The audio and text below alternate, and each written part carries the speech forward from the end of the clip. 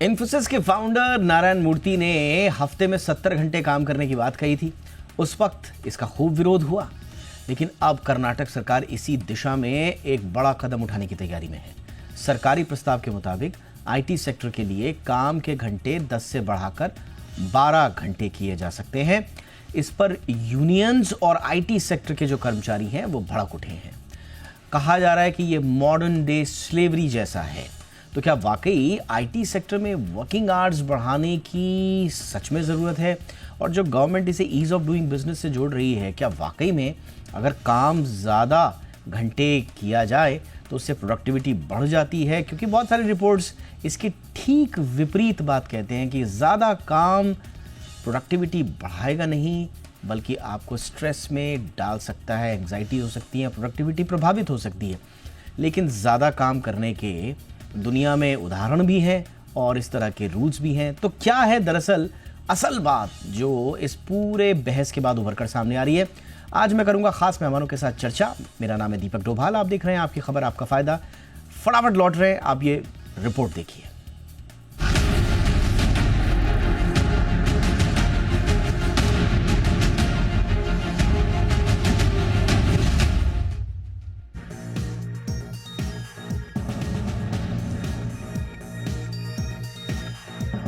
क्या अब इंसान मशीन बनने की ओर बढ़ रहा है? क्या काम के घंटे बढ़ाकर देश की प्रोडक्टिविटी बढ़ेगी या फिर कर्मचारियों की जिंदगी और भी तनावपूर्ण हो जाएगी?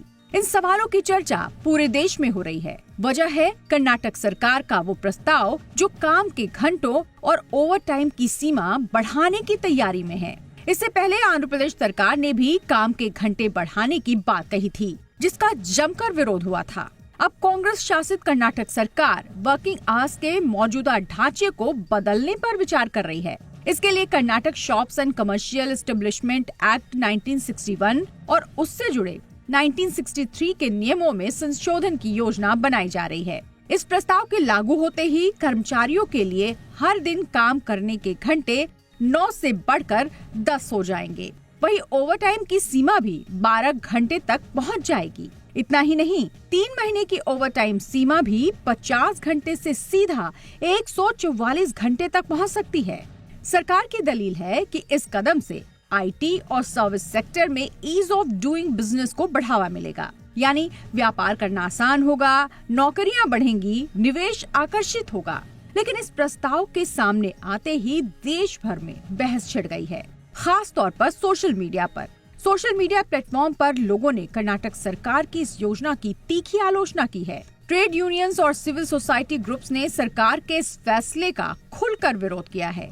उनका कहना है कि ये प्रस्ताव कर्मचारियों के मानसिक स्वास्थ्य, निजी जीवन और काम के संतुलन को बिगाड़ देगा। यूनियंस ने इस फैसले को मॉडर्न डे स्लेवरी यानी आधुनिक समय की गुलामी करार दिया है। उनका तर्क है कि 12 घंटे काम करना किसी भी कर्मचारी के लिए मानसिक और शारीरिक रूप से नुकसानदेह हो सकता है, खासकर ऐसे सेक्टर में जो पहले से ही हाई स्ट्रेस इंडस्ट्री मानी जाती है। अगर ये प्रस्ताव कानून बन जाता है तो कर्नाटक देश के उन कुछ राज्यों में शामिल हो जाएगा जहां कानूनी रूप से रोजाना 10 घंटे और हर तिमाही में 144 घंटे तक ओवरटाइम की अनुमति होगी। इससे एक ओर जहां कारोबारियों और कंपनियों को राहत मिल सकती है, वहीं दूसरी ओर कर्मचारियों के लिए ये बदलाव थकान, तनाव और असंतुलन का कारण बन सकता है। कर्नाटक सरकार के इस प्रस्ताव ने एक बार फिर देश को 2 धड़ों में बांट दिया है। एक तरफ मुनाफा बढ़ाने की सोच, दूसरी ओर मानव संसाधनों की भलाई की मांग। फैसला क्या होगा ये तो वक्त बताएगा, लेकिन इतना तय है, ये बहस अभी थमी नहीं है, ये बस शुरू हुई है। ब्यूरो रिपोर्ट, जी मीडिया। स्वागत करते हैं आज के मेहमानों का।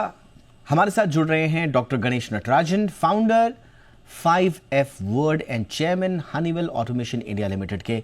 Doctor Natarajan, good evening sir, बहुत बहुत स्वागत है आपका। हमारे साथ हैं Sonika Aeran, managing partner, Marching Sheep HR consultancy. बहुत बहुत स्वागत है आपका सोनिका जी शो पे। और हमारे साथ हैं हरप्रीत सिंह सलूजा, आप लॉयर भी हैं और फाउंडर प्रेसिडेंट हैं नाइट्स यानी कि national information technology employees senate के। बहुत बहुत स्वागत है हरप्रीत आपका भी शो पे। डॉक्टर नटराजन, चर्चा की शुरुआत आपसे ही कर रहा हूँ सर। काफ़ी बवाल मचा हुआ है सर, जिस इंडस्ट्री से आप आते हैं, आप इसको कैसे एनालाइज कर रहे हैं? क्या वाकई में ईज़ ऑफ डूइंग बिजनेसेस के लिए ये वर्किंग आवर्स बढ़ाने का जो कॉन्सेप्ट है, ये ठीक है सर आपकी नज़र में? आपका एनालिसिस। नहीं, मैं ये कह रहा था कि ये या देखना चाहिए कि किस तरह का क्या इंटेंट है और किस तरह की राइटिंग में है। क्योंकि अगर ये चाहते हैं कि कभी कभी मतलब कि 2-3 दिन बहुत काम लगा तो 10 घंटे तक काम कर सकते हैं, वो ठीक है। ये नहीं कि रेगुलरली हो सकता है। मगर ये मैंडेट अगर कर रहे हैं कि 12 घंटा काम करना होगा, तो ये तो बहुत ही क्या कह सकते हैं, वो रिडिकुलस है। और 144 आवर्स 3 महीने में जो ओवर टाइम की बात की है, दैट इज ऑलमोस्ट 2.5 घंटे हर दिन के लिए। तो ये मेरे ख्याल से बहुत ही रेट्रोगेट स्टेप होगा। और मुझे तो लगता है कि इसको पढ़नी चाहिए, क्योंकि कोई भी मेरे ख्याल से गवर्नमेंट ये नहीं सोचेगी कि लोग हर दिन 12 घंटे काम करें और 3 महीने में 144 आवर्स ओवर टाइम।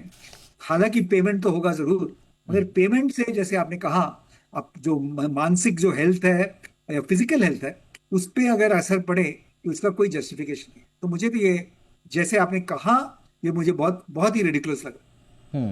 सर, आपके नज़रिए में, क्योंकि अभी कुछ दिनों पहले हमने आंध्र प्रदेश सरकार का भी इस तरह का स्टेप देखा।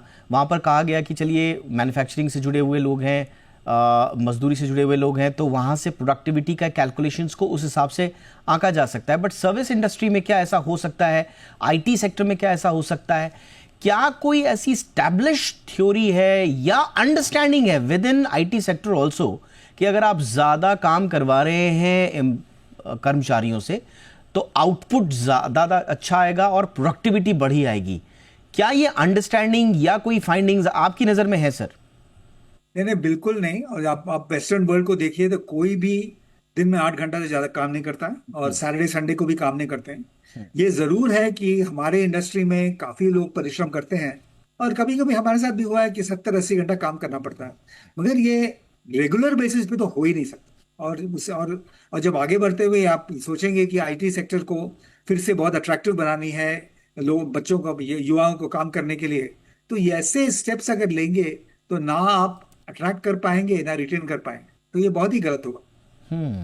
सोनिका जी, आपके पास आ रहा हूं। और ये पूरा का पूरा विवाद जब आता है, तो ख़ास तौर से इंडस्ट्री में एचआर एक बड़ी महत्वपूर्ण कड़ी बन जाता है। इस पूरे मामले के पक्ष और विपक्ष दोनों तरफ की चीज़ों को हैंडल करने के लिए एक तरह से एचआर जो है, इस तरह के कंट्रोवर्शियल सब्जेक्ट्स में जो है वो ब्रिज का काम करते हैं। आपकी नज़र में कंपनी का ये कहना है या गवर्नमेंट का ये कहना है कि साहब प्रोडक्टिविटी बढ़ेगी, ईज ऑफ डूइंग बिजनेस होगा, इन्वेस्टमेंट फ्रेंडली हो जाएंगे हमारे वर्किंग आवर्स अगर हम इस तरह से फ्लेक्सिबल रखेंगे। दूसरी तरफ आपको मालूम है कि एम्प्लॉयज़ क्या कह रहे हैं, यूनियंस क्या कह रही हैं। तो एचआर के नज़रिए से आप इस पूरे मुद्दे को कैसे देख रही हैं? देखिए, एचआर के मुद्दे से सबसे पहले मैं ना प्रोडक्टिविटी को थोड़ा ब्रेक डाउन करती हूँ। आपने पहले भी सर से सवाल पूछा था। प्रोडक्टिविटी को अगर हम ब्रेक डाउन करें 3 चीजों में, एफर्ट, एफर्ट जब कोई करता है तो उससे एक आउटकम आता है। नाउ आउटकम जो होता है वो बिजनेस के लिए अगर इफेक्टिव है या इफेक्टिव नहीं है, उससे इम्पैक्ट आता है। अगर इफेक्टिव है तो इम्पैक्टफुल है, अगर इफेक्टिव नहीं है तो और मेहनत करनी पड़ती है। अब इससे घंटों का कोई कोरिलेशन नहीं है। इससे स्किल और कैपेबिलिटी, इमोशनल रेजिलियंस, इन सब कॉम्पिटेंसीज का कोरिलेशन है।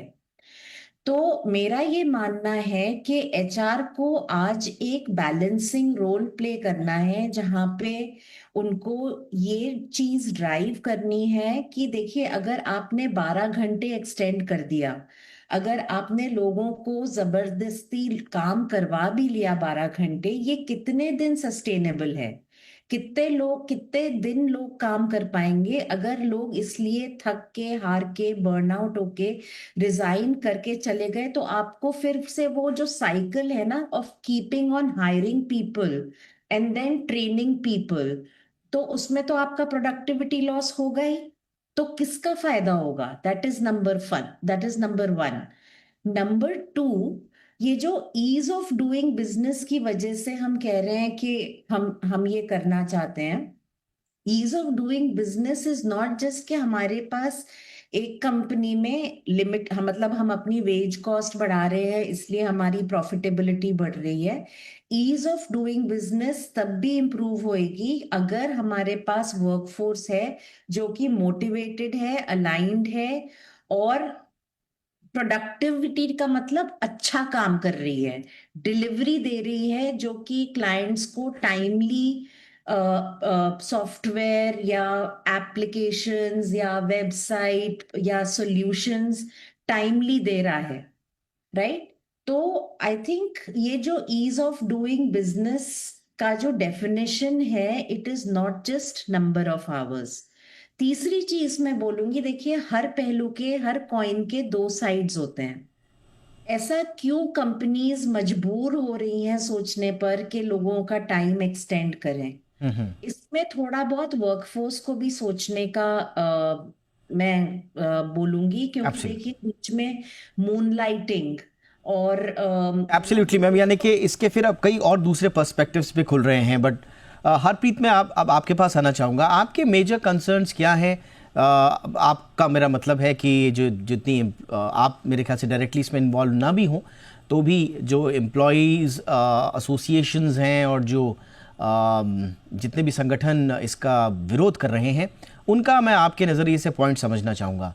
क्या सिर्फ ज़्यादा वर्किंग आवर्स का मतलब है कि आप अपनी फैमिली को टाइम नहीं दे पाएंगे, या आपका वर्क लाइफ बैलेंस जो है वो इम्पैक्ट होगा, आप मेंटल जो हेल्थ है उससे जुड़े हुए कंसर्न्स हैं, या और भी कुछ बातें हैं जो आप कहना चाहें?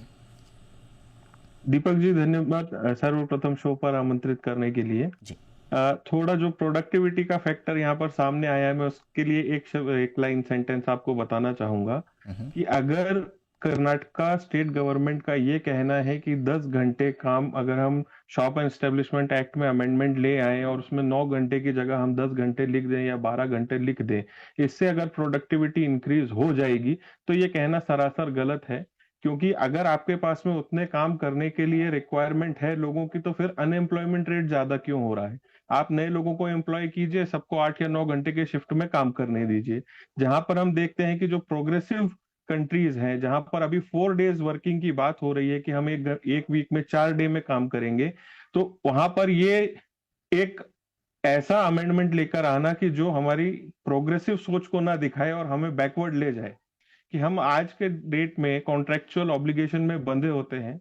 जितनी भी आईटी कंपनीज हैं कर्नाटका स्टेट में, उसका रेट्रोस्पेक्टिव इफेक्ट मैं आपको एक लाइन में बताना चाहूंगा कि अगर जितनी मेजर आईटी कंपनीज कर्नाटका में हेडक्वार्टर्ड हैं, अगर इनके दूसरे सिटीज या दूसरे स्टेट्स में जो ऑफिसेस हैं और वहां पर जो लोग एम्प्लॉयड हैं, इसका डायरेक्ट इफेक्ट उन पर भी होगा। अगर मेरा बॉस बैठकर बैंगलोर के एक ऑफिस में 12 घंटे काम कर रहा है और मैं गुड़गांव के ऑफिस में उसको रिपोर्ट कर रहा हूं, तो he will not let me गो।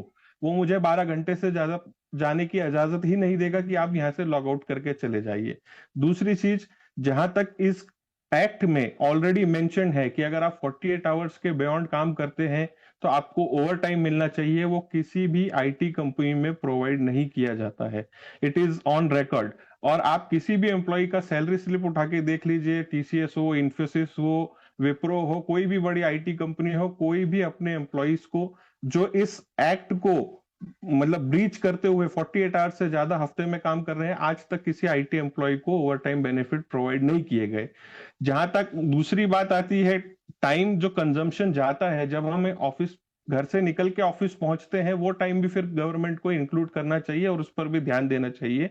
सिद्धारमैया जी की जो गवर्नमेंट है, इन्होंने 2024 में भी एक ऐसा ही बेसर पैर का एक बिल लेके आए थे ये, जिसमें कहा गया था कि अब से जो कन्नाडिगास, वहां के जो लोकल लोग हैं, उनको 50% मैनेजमेंट, जो प्राइवेट कंपनीज हैं उनमें 50% उनको रिजर्वेशन मिलना चाहिए। उससे नीचे वाले जो स्टाफ हैं उसमें 70% मिलना चाहिए, ग्रुप सी ग्रुप डी में 100% मिलना चाहिए। जब नेस्कॉम ने और दूसरी आईटी बॉडीज ने इसको कहा, और जब मोहनदास पाई जी ने भी इसके ऊपर ट्वीट करके कहा था कि ये जो गवर्नमेंट है और ये जो गवर्नमेंट का काम करने का तरीका है, ये बहुत ही अजीब ढंग से काम कर रहे हैं, और ऐसे अगर बिल्स आप लेकर आएंगे जो इंडस्ट्री फ्रेंडली ना हो, एम्प्लॉय फ्रेंडली ना हो, एम्प्लॉयर फ्रेंडली ना हो, तो आपका जो एक कर्नाटका को टैग मिला है कि आप एक लीडिंग आईटी स्टेट है, वो आपसे छिन जाएगा। आप प्रोग्रेस करने की जगह आप रिवर्स गियर में गाड़ी चला रहे हैं। ऑलराइट। अब एक छोटे से ब्रेक के लिए मैं रुकता हूं। You have got some very important points.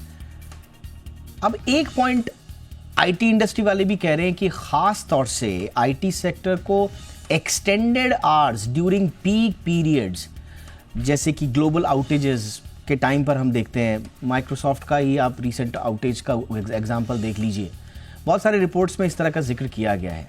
अब जो करंट लॉज हैं वो 10 आवर्स तक ही आपको इंक्लूडिंग ओवर टाइम अलाउ करते हैं। अब ये जो प्रपोजल है ये इसको 12 घंटे की शिफ्ट करने का कह रहा है। तो क्या ये इस तरह के डिमांड्स को एकोमोडेट करने के लिए सिर्फ एक कागजी कार्रवाई भर है, या फिर डर ये है आई मीन कि क्या ये सिर्फ temporary over time during crisis का ही इशू है, या फिर ऐसा तो नहीं है कि गवर्नमेंट इसको परमानेंटली थोप कर एक तरह से हाथों में इस बात को डाल दे जो कंपनीज हैं उनकी, कि वो 12 घंटे तक, जैसा कि अभी हरप्रीत ने भी कहा कि 12 घंटे तक वो बाइंड कर दें एक एम्प्लॉय को ऑफिस प्रीमाइसेस ना छोड़ने के लिए या काम करने के लिए। तो क्या है इसके बिटवीन द लाइंस के और एनालिसिस, थोड़ा सा और डीप में उतरकर समझेंगे एक छोटे से ब्रेक के बाद।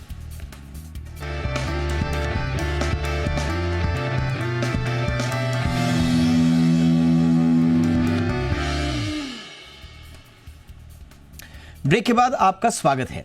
डॉक्टर नटराजन सर, अब जो सबसे बड़ा आर्ग्यूमेंट जो दिया जा रहा है, जो स्टेट गवर्नमेंट और ख़ास तौर से लेबर डिपार्टमेंट्स ने कहा है, वो कह रहे हैं कि सर हम एम कर रहे हैं to align state regulations with the direction from the union government.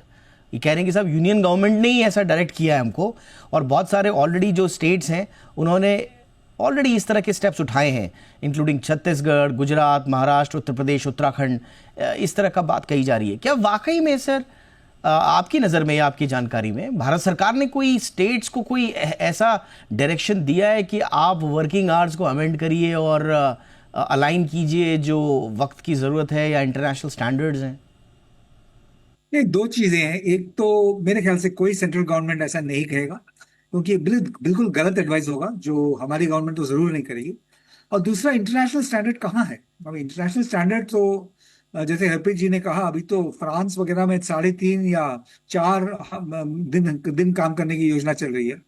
तो इंटरनेशनल में कोई व्यक्ति हफ्ते में 40 घंटे से ज्यादा काम नहीं करता, और ना इसका कोई चर्चा हुई है, ना कभी कोई मूव हुआ है। तो जैसे सोनिका जी ने भी कहा, इसको आप ब्रेक डाउन करें तो प्रोडक्टिविटी ऐसे मूव से बढ़ता बिल्कुल नहीं है। इनफैक्ट लोगों को बहुत ये रेजिस्टेंस के कारण उनकी प्रोडक्टिविटी कम हो जाएगी, ज्यादा बातें करेंगे ऑफिस में कि ये क्या हो रहा है, ये बिल्कुल अनजस्ट है। और जैसे हरप्रीत जी ने भी कहा था, ये ओवर टाइम तो एक चीज है नाम की। तो ये ओवर टाइम जो मैन्युफैक्चरिंग इंडस्ट्री में दी जाती है, वो आईटी सेक्टर में कुछ कंपनियां जरूर देती हैं, मगर वो भी एक सॉप के तौर पे, नॉट रेगुलर हैबिट नहीं। तो अगर ये अच्छा से चल रहा है, मैं आईटी सेक्टर में 30 साल काम कर चुका हूँ, कोई प्रॉब्लम नहीं था। हमारे एट्रिशन जब मैं जिंसार चला रहा था तो लेस देन 1.8%। और ये जो हमारी कंपनी का नाम देख रहे हैं 5F world, fast focus flexible friendly fund, वो एम्प्लॉयज में दी थी। और फ्लेक्सिबल और फ्रेंडली और फंड सबसे बड़ा महत्वपूर्ण रखता था उनके लिए। तो ऐसे इंडस्ट्री से आप अगर रूल डालेंगे, 12 घंटा काम कीजिए, ओवर टाइम न दीजिए, ये सब कहेंगे, तो ये पूरा जो एटमॉस्फेयर है वो विशिएट हो जाएगा। मतलब लोगों को भी लगेगा कि मैं सिर्फ यूनियन बेसिस पे काम करूं और कोई जरूरत नहीं है कि ज्यादा दम लगा के काम करूं, और जो एफर्ट होती है वो भी कम हो जाएगा। तो ये बहुत ही काउंटर प्रोडक्टिव स्टेप होगा। और मुझे लगता है कि जरूर कहिए कि 40 आवर्स तो वीक होनी चाहिए, जरूर कहिए कि अगर एक्सेस काम होता है तो ओवर टाइम दीजिए, मगर ये मत कहिए कि इसको 12 घंटा डेली काम करें, क्योंकि प्रोडक्टिविटी बिल्कुल नहीं बढ़ेगी। रिपोर्ट्स पढ़ रहा था जिसमें बार बार इस बात का हवाला दिया जाता है, गवर्नमेंट के जुड़े हुए लोग भी कहते हैं कि साहब आईटी कंपनी जो है वो बार बार हमारे पास आती हैं और कहती हैं कि साहब आपके कानून ऐसे नहीं है, हम इन्वेस्टमेंट कैसे लेकर आए हैं, हमको प्रोजेक्ट्स नहीं मिलते इंटरनेशनल। वो कहते हैं कि आप लोगों के यहाँ तो लेबर लॉज उस तरह के फ्लेक्सिबल लेबर लॉज नहीं है। तो गवर्नमेंट कहती है कि साहब आईटी कंपनीज का हमारे ऊपर प्रेशर है, 12 छोड़ दीजिए, वो तो 14-14 घंटे की परमिशन हमसे मांग रही हैं और हम इस पर लेकर आ रहे हैं, तो वो आईटी कंपनीज के प्रेशर की वजह से लेकर आ रहे हैं। तो ये इस लॉजिक में आपको कोई दम लगता है सर? नहीं, बिल्कुल नहीं लगता है, क्योंकि मुझे कभी नहीं लगता है कि अभी खासकर ग्रोथ हो रही है वो हमारे ग्लोबल कॉम्पिटेंस सेंटर्स जीसीसीज में है, और कोई भी जीसीसी इंटरनेशनल रूल्स के तौर पे ये डिमांड नहीं करेगा। अब बच्चे आईटी कंपनीज, बड़े बड़े कंपनियां हैं, जैसे आप टीसीएस लीजिए, इन्फोसिस, विप्रो, जेंसार, एचसीएल, ये क्यों डिमांड करेंगे? क्योंकि उनका अच्छा रिलेशनशिप है अपने एम्प्लॉयज के साथ, और उसके लिए हम बहुत प्राउड रहते हैं। तो ये नहीं हो सकता है। तो मुझे कभी नहीं लगता है कि आईटी कंपनी दबाव देंगी कि इसको 12 घंटा मैंडेटरी कीजिए या 144 आवर्स मैंडेटरी कीजिए। नहीं हो, ये तो मुमकिन ही नहीं।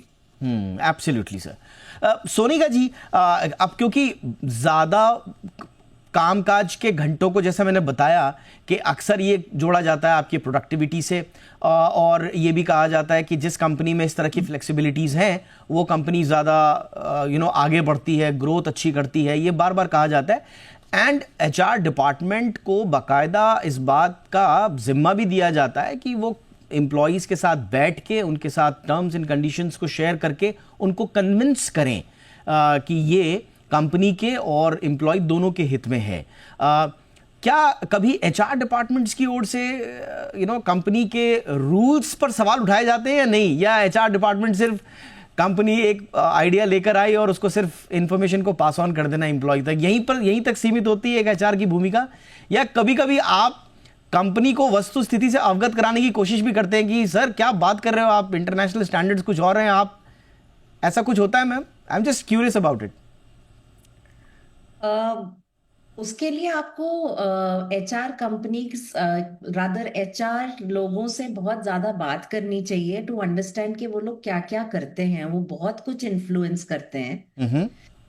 मैं आपको एक एग्जांपल देती हूँ। अभी बैंगलोर की ही एक बहुत बड़ी आईटी कंपनी है, जिस अभी होली आई थी जब, तो होली फ्राइडे को आई थी, और बहुत सारे नॉर्थ इंडिया के जो लोग थे वो छुट्टी पे घर आना चाहते थे होली मनाने के लिए, बट उसी टाइम पे कुछ लॉन्च होना चाहता था, होना था। तो उन सब की छुट्टी कैंसिल हो गई और उन सबको काम करना पड़ा। अब ऐसा तो नहीं है कि उनको इसके लिए कोई एक्स्ट्रा पैसे मिलेंगे, कुछ और मिलेगा, लेकिन उन्होंने अब रुके ना, वो रुके। अब इस सिचुएशन में क्या एचआर उनको इन्फ्लुएंस करेगा, कन्विंस करेगा कि आप इसके बारे में बात मत कीजिए, इसके ऊपर आप चर्चा मत कीजिए, गॉसिप मत कीजिए? अब इस केस में एचआर का रोल होता है एक ऐसा एनवायरनमेंट बनाना जहां पे लोग एक सेंस ऑफ बिलोंगिंग रखें, एक मोटिवेटेड रहें, अलाइंड रहें, और ये समझें कि हाँ, ये हमारी कंपनी है और हमको अगर कुछ डिलीवर करना है तो हम सबका फायदा है। तो ये जो रोल है ना एचआर का, ये बहुत बड़ा रोल है जो कई लोग नहीं समझ पाते। यस, और इसके अंदर उनको लीडरशिप को भी कन्विंस करना होता है ऑन द राइट बिहेवियर्स।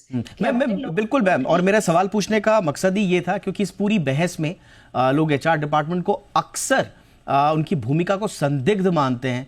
वो कहते हैं कि साहब एचआर डिपार्टमेंट जो है वो पॉलिसी फ्रेम हुई, अब उसको पास ऑन करना है एम्प्लॉयज़ को, बस इतना ही काम रह जाता है, और इसी वजह से उनका क्योंकि कोई इनपुट नहीं आता है, इस वजह से बहुत कई बार जो है वो चेक्स नहीं हो पाते हैं। बहरहाल बहुत ही क्विकली हरप्रीत आपसे समझना चाहूँगा, एक और जो मैं इसमें एंगल देख रहा हूँ वो ये भी है, जो एम्प्लॉय एसोसिएशंस हैं उनका ये कहना है कि आप शिफ्ट्स को भी कम करना चाहते हैं। इस वजह से एक एम्प्लॉय अगर ज़्यादा काम करेगा तो शिफ्ट्स की संख्या घट जाएगी, संख्या घट जाएगी तो फिर एम्प्लॉयमेंट पर भी असर पड़ेगा।